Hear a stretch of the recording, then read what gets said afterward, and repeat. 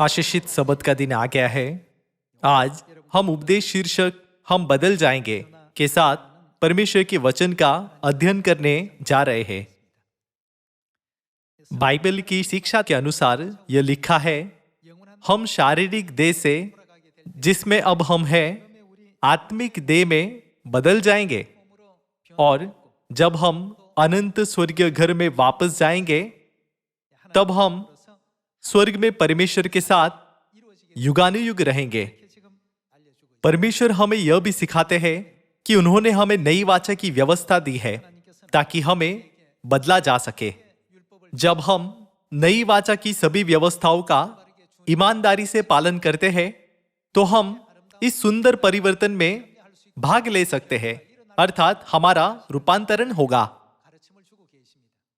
लोग कहते हैं कि एक व्यक्ति को पूरी तरह से बदलने के लिए बहुत सी चीजें महसूस करने की आवश्यकता है। उनमें से एक है प्रेम का अर्थ। इसे महसूस किए बिना कि परमेश्वर हमसे कितना प्रेम करते हैं, हम कभी भी सच्चे ईसाई के रूप में पवित्र और ईश्वरीय जीवन नहीं जी सकते। लोग जो परमेश्वर के प्रेम को महसूस करते हैं और जानते हैं वे यत्न से प्रचार कर सकते हैं। लोग जो परमेश्वर के प्रेम को समझते हैं कभी भी सुसमाचार का प्रचार करने में नहीं हिचकते और मसीह पर विश्वास करना और उनका पालन करना नहीं छोड़ते, फिर चाहे कितना भी सताव, कठिनाई और कष्ट उनके मार्ग पर क्यों ना आए। प्रथम चर्च के संतों ने स्वयं मसीह को क्रूस पर चढ़ाते हुए देखा था। हमारे पापों को क्षमा करने के लिए मसीह के द्वारा किए गए सभी बलिदानों से उन्होंने उनके प्रेम को गहराई से महसूस किया। इसी वजह से वे भूखे सिंहों का भोजन बने या मानव मोमबत्तियों के समान भी जलाए जाकर स्वेच्छा से अपने प्राणों को दे दिया। रोमन उत्पीड़कों के सताव के बावजूद भी उन्होंने विश्वास के मार्ग पर चलना नहीं छोड़ा। उनके विश्वास को इस तरह के संपूर्ण, जोशीला और उत्कट विश्वास में बदलने का कारण परमेश्वर के प्रति उनका प्रेम था। उन्होंने परमेश्वर के प्रेम को महसूस किया था। आज मुझे आपको एक पुरानी परी कथा को संक्षिप्त में याद दिलाने दीजिए। क्या आप लोकप्रिय परी कथा ब्यूटी एंड द बीस्ट जानते हैं? एक बहुत ही सुंदर राजकुमार रहता था, लेकिन वह राजकुमार बहुत घमंडी था। वह अहंकारी और स्वार्थी था। वह केवल अपने बारे में सोचता था। उसने कभी भी दूसरों के बारे में विचार नहीं किया था। फिर एक दिन एक अप्रत्याशित बाहरी व्यक्ति उस महल में आया जहां राजकुमार रहता था। राजकुमार ने बाहरी व्यक्ति पर ध्यान नहीं दिया और उसे महल से बाहर निकालने का आदेश भी दिया। लेकिन जैसे ही उसने उसे बाहर निकालने का आदेश दिया, उसने उसे शाप दे दिया और उसे एक डरावने पशु में बदल दिया। वह एक भयानक पशु में बदल गया। राजकुमार और महल पर किए गए जादूगरनी के जादू के कारण वहां रहने वाले उसके सभी नौकर घरेलू वस्तुओं जैसे घड़ी, चायदानी और इस प्रकार की वस्तुओं में बदल गए। जादू को हटाने के लिए ऐसी शर्तें थी जिन्हें पूरा करने की आवश्यकता थी। राजकुमार को एक ऐसे व्यक्ति से मिलना चाहिए जो उससे प्रेम करता है और उसके बाद उसे सीखना चाहिए कि प्रेम क्या है। शर्त यह थी कि पशु को सुंदर राजकुमार में तभी बदला जा सकता है जब वह प्रेम करना सीख जाए। उसके डरावने रूप के कारण सभी राजकुमार को देखने या उसके पास आने से डरते थे। फिर एक दिन उसकी मुलाकात बेल नाम की एक सुंदर लड़की से हुई। इसके बाद पशु और बेल एक दूसरे से प्रेम करने लगे, चाहे वह पशु कैसा भी दिखता था। बेल नाम की एक सुंदर लड़की से मिलने के बाद जिससे उसे प्रेम हो गया, उसने प्रेम करना सीखा और प्रेम का सही अर्थ भी महसूस किया। परिणाम स्वरूप वह अतः एक सुंदर राजकुमार के रूप में बदलने में सक्षम हुआ जैसे वो पहले था। यह ब्यूटी एंड द बीस्ट की परियों की कहानी है। भले ही यह बच्चों की एक कहानी है, मैंने इसे आपके साथ साझा किया क्योंकि यह हमारे लिए बाइबल की शिक्षाओं को आसानी से समझने और संबंधित करने के लिए एक सरल कहानी की तरह लगती है। कि कैसे हमारी पापमयी शारीरिक देह क्षण भर में पलक मारते ही बदल जाएगी और हमारे मूल स्वरूप आत्मिक देह में रूपांतरित हो जाएगी। जहां तक हमारे विश्वास की बात है, हमें स्वर्गीय पिता और स्वर्गीय माता के महान प्रेम को महसूस करना चाहिए ताकि हमारे अंदर एक अनुग्रहपूर्ण और संपूर्ण परिवर्तन हो सके। बदलने के लिए हमें किसी ऐसे व्यक्ति से भी मिलना चाहिए जिससे हम प्रेम करते हैं। बाइबल में लिखी गई भविष्यवाणियों के अनुसार परमेश्वर ने हमें सिखाया है कि हम वापस स्वर्गदूतों के रूप में बदल जाएंगे जो हम पहले अनंत स्वर्ग के राज्य में थे। लेकिन यह बदलाव होने के लिए हमें बाइबल की शिक्षाओं के अनुसार परमेश्वर की व्यवस्था और आज्ञाओं का ईमानदारी से पालन करना चाहिए। हमारे परिवर्तन को संभव बनाने वाले आत्मिक कारक परमेश्वर की सभी आज्ञाओं में निहित है। प्रथम चर्च के सभी संतों के पास शुरुआत से ही इतना दृढ़ विश्वास नहीं था, लेकिन जैसे जैसे उन्होंने मसीह के बारे में सीखा और उनकी शिक्षाओं का अधिक से अधिक पालन करना शुरू किया, उन्होंने महसूस किया कि यीशु ने इसलिए बलिदान नहीं किया और क्रूस पर अपना लहू बहाया क्योंकि उन्होंने कुछ गलत किया था, बल्कि उन्होंने ऐसा इसलिए किया क्योंकि हमने स्वर्ग में लाखों पाप किए थे। उन्होंने महसूस किया कि मसीह को हमारे बदले कोड़े मारे गए, अपमानित किया गया और क्रूस पर चढ़ाया गया। हमारे अक्षमय पाप को क्षमा करने के लिए वह चुपचाप पीड़ित हुए। चूंकि उन्होंने बलिदान करने वाले इस प्रेम को महसूस किया, इसलिए इस पृथ्वी पर कुछ भी उनके विश्वास को प्रभावित नहीं कर सका। फिर चाहे कितनी कठिनाइयां, सताव या उपवास उन पर क्यों न आए, चाहे कितने ही लोगों ने उन्हें विधर्मी कहा और निंदा की, कुछ भी प्रथम चर्च के संतों के विश्वास को नष्ट नहीं कर सका। इसलिए हम बदल जाएंगे। आज के उपदेश शीर्षक के द्वारा हमें स्वयं से पूछने की आवश्यकता है कि क्या हम सही तरह से परमेश्वर को जानते हैं और परमेश्वर के प्रति इतना गहरा प्रेम रखते हैं। जिस क्षण हम परमेश्वर के प्रेम को महसूस करेंगे, हमारे अंदर एक परिवर्तन होगा। परियों की कहानी में राजकुमार जादू के कारण एक पशु बन गया, पर उसके बाद जब वह ऐसे व्यक्ति से मिला जिससे वह प्रेम करने लगा और महसूस किया कि प्रेम क्या होता है, तब वह अपने पहले स्वरूप में परिवर्तित किया गया। हमारे विश्वास के साथ भी ऐसा ही है। हमें केवल आदत के अनुसार सियोन में नहीं आना चाहिए, आदत के अनुसार प्रचार नहीं करना चाहिए या आदत के अनुसार प्रार्थना नहीं करनी चाहिए। प्रार्थना का समय परमेश्वर से बात करने का समय है। यदि हम परमेश्वर से प्रेम करते हैं तो हम उस समय की कितनी उत्सुकता से प्रतीक्षा करेंगे। क्या हम यह आशा करते हुए कि जितनी जल्दी हो सके उतनी जल्दी वह समय आए, उस समय का इंतजार नहीं करेंगे। यदि हम परमेश्वर का प्रेम समझते हुए सियोन आते हैं तो क्या हम हर सब्त के दिन यहां आने के लिए उत्साहित नहीं होंगे। लेकिन यदि हमारे पास परमेश्वर के प्रति प्रेम नहीं है या परमेश्वर के प्रति हमारा प्रेम ठंडा हो गया है, तो हम सब्त के दिन या अन्य पवित्र पर्वों के बजाय इस दुनिया की चीजों को उच्च प्राथमिकता देंगे। हमें सांसारिक कार्य करने और संसार में लोगों से मिलने में परमेश्वर की आज्ञाओं का पालन करने से अधिक आनंद मिलेगा। जब परमेश्वर के प्रति हमारा प्रेम ठंडा हो जाता है तो हम उस राजकुमार के समान होंगे जो जादू के कारण शापित था। बाइबल हमें लगातार सिखाती है कि परमेश्वर हमसे कितना प्रेम करते हैं। इसलिए हमें हमारे प्रति परमेश्वर के प्रेम को केवल बाइबल में लिखे गए कुछ वाक्यों के रूप में नहीं मानना चाहिए। बाइबल परमेश्वर का प्रेम पत्र है जो हमें यह व्यक्त करने के लिए लिखा गया है कि वह हमसे कितना प्रेम करते हैं और हमारी कितनी चिंता करते हैं। परमेश्वर वह नहीं है जिन्हें कोड़े मारे जाने, निंदा या अपमानित किया जाना चाहिए था, है ना। यद्यपि वह हमारे पापों के कारण कष्ट के इस मार्ग पर चले, क्या हम परमेश्वर को प्रेम करने वाले मानते हैं? क्या हम सचमुच उनसे प्रेम करते हैं? आप जिससे सच्चा प्रेम करते हैं, वह जब आपसे कुछ करने के लिए कहे या सहायता मांगे, तो क्या आप लाखों चीजों को जिसे आपको करने की जरूरत है अलग नहीं रखते हुए इसे करने के लिए हर संभव प्रयास नहीं करते? अब समय आ गया है कि हमें एक बार फिर अपने विश्वास की जांच करनी चाहिए और परमेश्वर के प्रति अपने प्रेम के तापमान को जांचना चाहिए। आइए हम यूहन्ना अध्याय 13 पर जाए। अध्याय 13 आयत 34। मैं तुम्हें एक नई आज्ञा देता हूं कि एक दूसरे से प्रेम रखो।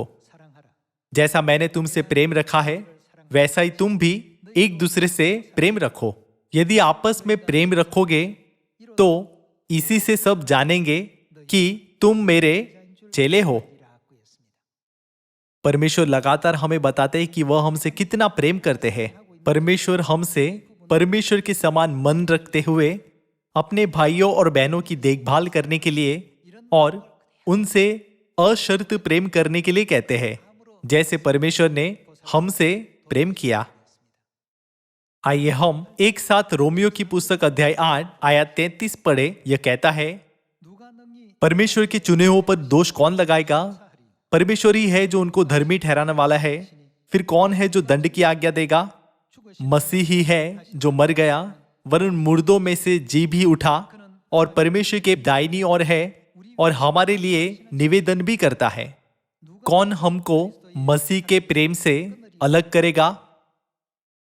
चूंकि प्रेरित पौलुस ने परमेश्वर के प्रेम को समझा था, उसने 39 कोड़े खाने या पथराव किए जाने या बेते खाने से बचने की कोशिश नहीं की। उसने बहुत सी कठिनाइयों का सामना किया। वह भूखा था और वह नदियों के जोखिमों में और डाकुओं के जोखिमों में था। इन बाहरी परिस्थितियों और बाधाओं में से कुछ भी उसके लिए मायने नहीं रखता था, क्योंकि उसने हमारे लिए परमेश्वर का प्रेम महसूस किया था। प्रेरित पौलुस ने इस पृथ्वी पर केवल मानव जाति के उद्धार के लिए, जिसे परमेश्वर पूरा करना चाहते थे, हर संभव प्रयास किया। आइए हम आयत 35 के साथ जारी रहे। कौन हमको मसीह के प्रेम से अलग करेगा? क्या क्लेश या संकट या उपद्रव या अकाल या नंगाई या जोखिम या तलवार? जैसा लिखा है, तेरे लिए हम दिन भर घात किए जाते हैं, हम वध होने वाली भेड़ों के समान गिने गए हैं। आयत 37। परंतु इन सब बातों में हम उसके द्वारा जिसने हमसे प्रेम किया है जयवंत से भी बढ़कर है। चूंकि उसके पास प्रेम करने वाला था, प्रेम के बारे में एहसास था, और जो हमसे प्रेम करते हैं उनके द्वारा दिया गया प्रेममय हृदय था। इसीलिए सभी बाहरी कारक उसके लिए शून्य बन गए। वह इन सभी कारकों से जीत पाया क्योंकि उसने उन्हें कुछ नहीं माना। लेकिन परमेश्वर के प्रति प्रेम के बिना हमारे लिए इन सभी कठिनाइयों का अनुभव करते हुए विश्वास के जीवन से गुजरना मुश्किल है। यह बहुत ही दर्दनाक और बहुत पीड़ादायक है। सभी लोगों, यदि आप किसी ऐसे व्यक्ति के स्थान पर मरते हैं जिससे आप प्रेम करते हैं, तो उस मृत्यु में पीड़ा नहीं होगी। लेकिन यदि आप एक अनुचित मृत्यु का सामना करते हैं, तो उस मृत्यु से बहुत दर्द महसूस किया जाएगा, चाहे वह किसी भी प्रकार की मृत्यु क्यों न हो।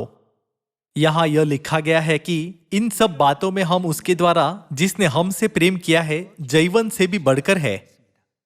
आइए हम आयत 38 के साथ जारी रहे। क्योंकि मैं निश्चय ही जानता हूं कि न मृत्यु, न जीवन, न स्वर्गदूत, न प्रधानताएं, न वर्तमान, न भविष्य, न सामर्थ्य, न ऊंचाई, न गहराई और न कोई और सृष्टि हमें परमेश्वर के प्रेम से जो हमारे प्रभु मसीह यीशु में है क्या कर सकेगी? अलग कर सकेगी? रोमियो की पुस्तक अध्याय 8 स्पष्ट रूप से उस विश्वास की दिशा को दिखाता है जो हमारे पास होना चाहिए। हम हर दिन प्रार्थना के समय पर प्रार्थना करते हैं, प्रत्येक सब्त के दिन आराधना करते हैं और तीसरे दिन की आराधना के साथ साथ पर्व भी मनाते हैं। चूंकि हम इन सभी को करते हैं तो हम अक्सर सोचते हैं हम परमेश्वर की इच्छा के अनुसार आज्ञाकारिता से सुसमाचार का कार्य कर रहे हैं। लेकिन केवल बाहरी रूप से अच्छा कार्य करना विश्वास की सही दिशा नहीं है। परमेश्वर द्वारा हमें दिए गए दृष्टांतों में जंगली बीज और गेहूं है। गेहूं के बीच और क्या रहता है? परमेश्वर कहते हैं कि उनके बीच भूसी भी है। भूसी दिखने में गेहूं जैसी लगती है, लेकिन अंदर से बिल्कुल खाली रहती है। हमें परमेश्वर के प्रति प्रेम के साथ विश्वास स्थापित करने, इस प्रेम के साथ प्रचार करने इस प्रेम के साथ प्रार्थना करने और इस प्रेम के साथ अपने विश्वास के जीवन में सब कुछ करने की आवश्यकता है। यदि हम अपने भाई और बहनों को उसी प्रेम से देखते हैं जो परमेश्वर के प्रति हमारे मन में है, तो हम सभी भाई और बहनों की देखभाल कर सकेंगे। यदि हम परमेश्वर के प्रेम के साथ सबत के दिन में भाग ले, तो हमारे हृदय वास्तव में आनंदित होंगे। लेकिन यदि हम परमेश्वर के प्रति प्रेम के बिना आदत के रूप में कार्यों को करें और विधियों और नियमों से बंध कर केवल इसलिए सबत का दिन मनाएं क्योंकि आज शनिवार है, तो हम अपने विश्वास के जीवन में खुशी और आनंद को खोज नहीं पाएंगे। यदि हम ऐसा सोचते हैं कि क्या मुझे आज फिर से आराधना करने के लिए जाना होगा, मैं आज आराम करना चाहता हूं, तो हम चर्च आने के बाद भी खुशी महसूस नहीं कर सकते। यदि हम अपने विश्वास के जीवन में परमेश्वर के प्रति प्रेम के बिना कोई कार्य करें, तो हम अंत में विजय नहीं पा सकते। जब हमारे पास परमेश्वर पर विश्वास और प्रेम होगा, तो हम सभी कठिनाइयों को पार करते हुए जयवंत से भी बढ़कर होंगे। फिर हम यह कहने में सक्षम होंगे, सृष्टि में कोई भी वस्तु हमें मसीह के प्रेम से अलग नहीं कर सकती। अब हम आत्मिक शरद ऋतु में हैं, जब हमें सुसमाचार के लिए अपने विश्वास के मार्ग पर चलने के बाद अच्छे परिणाम की कटनी करनी चाहिए। लेकिन यदि हम सेब या नाशपाती या गेहूं के आकार में हैं, परंतु अंदर से खाली है या अंदर अनाज नहीं है, तो यह एक बड़ी समस्या होगी। यह परिणाम संभवत तब होगा जब हम परमेश्वर के प्रेम को समझे या महसूस किए बिना सुसमाचार का कार्य करेंगे। इसलिए आइए हम परमेश्वर के प्रेम को ठीक से समझकर अपने सच्चे विश्वास का निर्माण करें। जब हम प्रार्थना करते हैं, तो यह परमेश्वर से जिनसे हम प्रेम करते हैं, प्रेम के संदेश का आदान प्रदान करने का समय है। जब हम समस्याओं का सामना करते हैं, तब हमें परमेश्वर से यह कहते हुए कि परमेश्वर कृपया इसे हल कर दीजिए, परमेश्वर को केवल एक जादूगर के रूप में नहीं समझना चाहिए। बेशक परमेश्वर के पास हमारी कठिन समस्याओं का हल करने की शक्ति है, लेकिन हमें इस बारे में सोचना चाहिए कि परमेश्वर हम पापियों से कितना प्रेम करते हैं।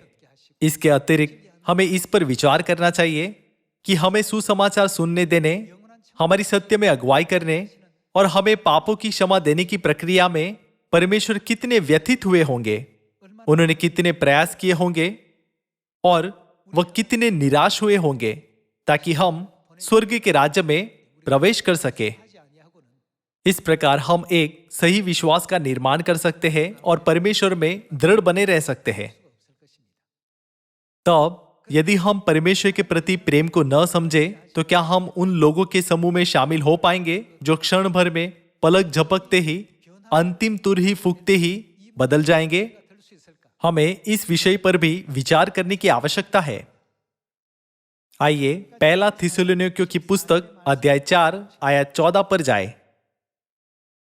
क्योंकि यदि हम विश्वास करते हैं कि यीशु मरा और जी भी उठा, तो वैसे ही परमेश्वर उन्हें भी जो यीशु में सो गए हैं उसी के साथ ले आएगा। क्योंकि हम प्रभु के वचन के अनुसार तुमसे यह कहते हैं कि हम जो जीवित हैं और प्रभु के आने तक बचे रहेंगे, सोए हुओं से कभी आगे न बढ़ेंगे। क्योंकि प्रभु आप ही स्वर्ग से उतरेगा, उस समय ललकार और प्रधान दूत का शब्द सुनाई देगा और परमेश्वर की तुरही फूकी जाएगी और जो मसीह में मरे हैं वे पहले जी उठेंगे। तब हम जो जीवित और बचे रहेंगे उनके साथ बादलों पर उठा लिए जाएंगे कि हवा में प्रभु से मिले और इसी रीति से हम सदा प्रभु के साथ रहेंगे। इस प्रकार इन बातों से एक दूसरे को शांति दिया करो। बाइबल में लिखित भविष्यवाणी के अनुसार इस महिमामय दिन जब प्रभु स्वयं स्वर्ग से ललकार प्रधान दूत के शब्द के साथ स्वर्ग से उतरेंगे और परमेश्वर की तुरही फूकी जाएगी, तब हम उठा लिए जाएंगे और हवा में परमेश्वर से मिलेंगे, ताकि हम इस अनुग्रह और महिमा में प्रवेश कर सके। यहां लिखा है हम हवा में उठा लिए जाएंगे, लेकिन उठा लिए जाने के इस अभिव्यक्ति को पहला कुरिन्थियों की पुस्तक में बदल जाएंगे के रूप में वर्णित किया गया है। तब आइए हम पहला कुरिन्थियों अध्याय 15 पर एक नजर डालें और अध्याय 15 आयत 50 पढ़ने के द्वारा इसकी पुष्टि करें। हे भाइयों, मैं यह कहता हूं कि मांस और लहू परमेश्वर के राज्य के अधिकारी नहीं हो सकते और न नाशवन अविनाशी का अधिकारी हो सकता है। देखो, मैं तुमसे भेद की बात कहता हूं। हम सब नहीं सोएंगे, परंतु सब हमारे साथ क्या होगा, हम सब बदल जाएंगे और यह क्षण भर में पलक मारते ही अंतिम तुरही फूंकते ही होगा। क्योंकि तुरही फूंकी जाएगी और मुर्दे अविनाशी दशा में उठाए जाएंगे और हम बदल जाएंगे। आइए आयत 53 पढ़ने के द्वारा देखें कि किस प्रकार का बदलाव होगा। क्योंकि अवश्य है कि यह नाशवन देह अविनाशी को पहन ले और यह मरणहार देह अमरता को पहन ले। और जब यह नाशवन अविनाशी को पहन लेगा और यह मरणहार अमरता को पहन लेगा, तब यह वचन जो लिखा है पूरा हो जाएगा, जय ने मृत्यु को निगल लिया। हे मृत्यु, तेरी जय कहां रही? हे मृत्यु, तेरा डंक कहां रहा? मृत्यु का डंक पाप है और पाप का बल व्यवस्था है। परंतु परमेश्वर का धन्यवाद हो जो हमारे प्रभु यीशु मसीह के द्वारा हमें जयवंत करता है। इसलिए हे मेरे प्रिय भाइयों, दृढ़ और अटल रहो और प्रभु के काम में सर्वदा बढ़ते जाओ, क्योंकि यह जानते हो कि तुम्हारा परिश्रम प्रभु में व्यर्थ नहीं है। बाइबल गवाही देती है कि परमेश्वर में हमारे सभी परिश्रम व्यर्थ नहीं है। अंतिम तुरही फूंकते ही क्या होगा?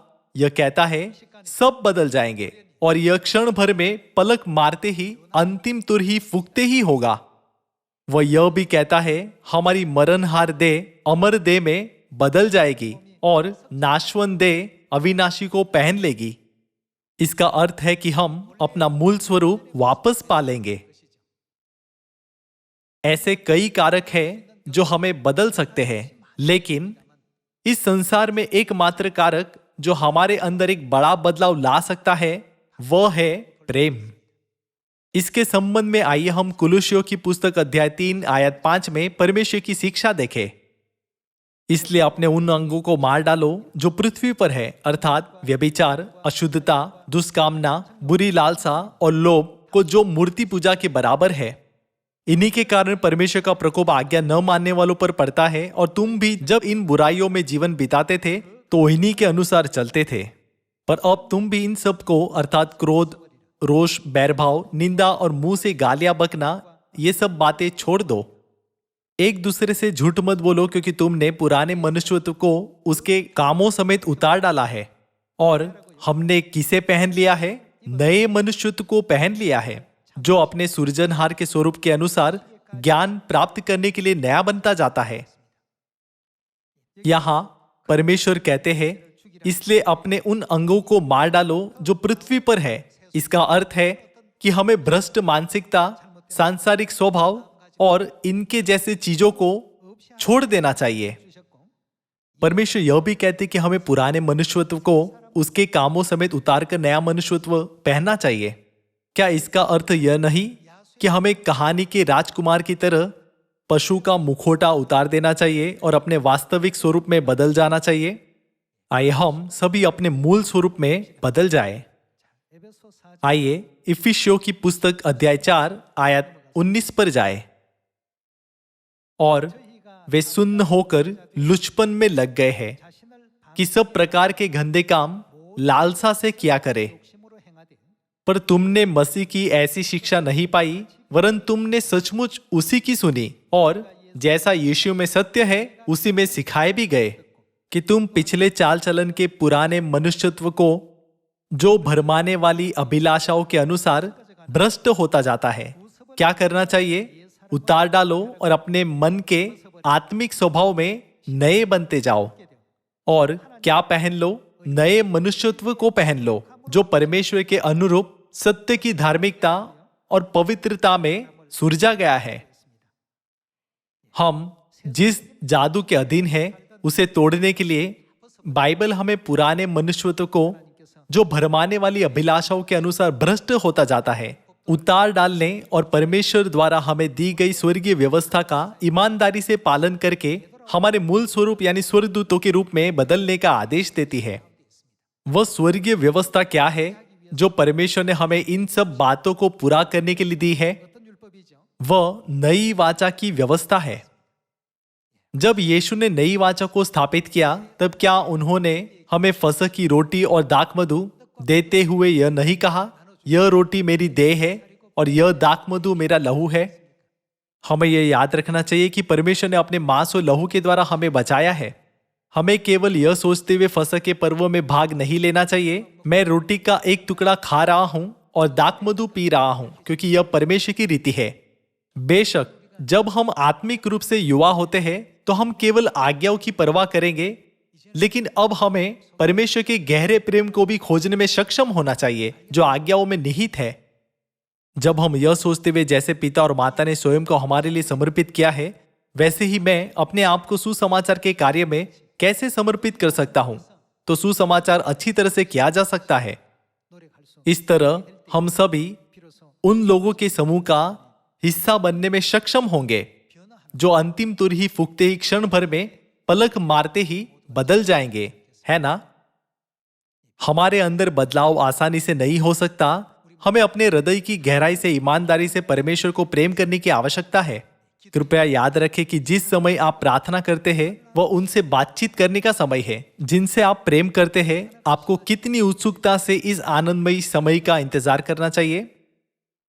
भले ही हम ऐसी परिस्थिति में हैं जहां हमारे आसपास कोई हमारी निंदा करता है और चर्च जाने के लिए हमारा उपवास करता है, यदि हमारे पास परमेश्वर के लिए प्रेम है तो हम ऐसे बाहरी वातावरण से कभी नहीं डगमगाएंगे।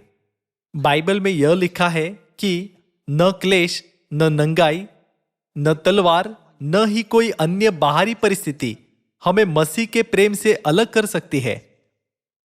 हमें परिपक्व होने और अधिक दयालु विश्वास रखने की आवश्यकता है। इस परिपक्व और दयालु विश्वास के साथ उस समय जब हम क्षण भर में पलक मारते ही बदल जाएंगे, हम परमेश्वर से कह सकते हैं, पिता और माता हमारी चिंता करते हैं और हमसे बहुत प्रेम करते हैं। आपके असीम प्रेम के लिए धन्यवाद। मैं आज इस तरह रूपांतरित होने में सक्षम हूं। मैं इस पापी को एक धर्मी के रूप में बदलने की अनुमति देने के लिए पिता और माता को अनंत धन्यवाद और महिमा देता हूं। आज इस सबत के दिन आइए हम एक बार फिर उनके प्रेम के बारे में सोचें और पिता परमेश्वर और माता परमेश्वर के साथ मिलकर जिनसे हम बहुत प्रेम करते हैं, वास्तव में अनुग्रहपूर्ण, अर्थपूर्ण, खुश और आनंदमयी सबत का दिन मनाएं। आशा करते हुए कि आपको अधिक अनुग्रह प्राप्त हुआ, मैं आज का उपदेश समाप्त करना चाहूंगा। आपका बहुत बहुत धन्यवाद।